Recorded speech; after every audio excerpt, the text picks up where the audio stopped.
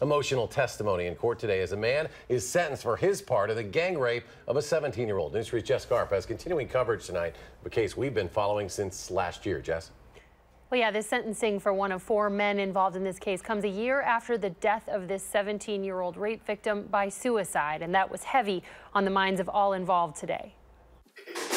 STEPHON HILER came before a judge to learn his fate on second-degree sexual assault charges.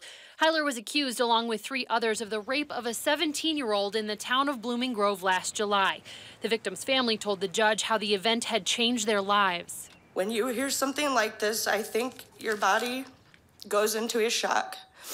A kind of shock that has to help you protect yourself from not just falling down and not getting back up again. The victim reported the rape while she was living at the Spone Avenue group home for girls, where officials waited 10 hours to report it to authorities. A month later, the teenager hung herself there in a closet.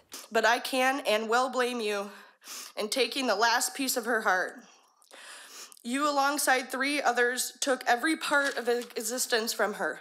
You took the last part of her innocence, childhood, faith of this world, the night you raped her. The assistant district attorney asked for 20 years in prison for HILER. This devastated me.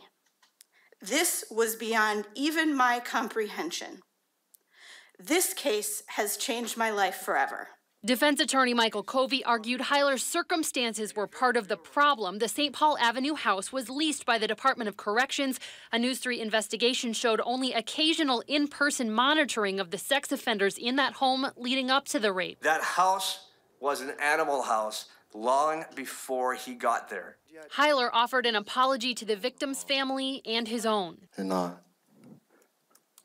do ask for help. Judge McNamara ordered 20 years in prison, 5 more of supervision, saying while not a homicide, the rape led to the victim's death.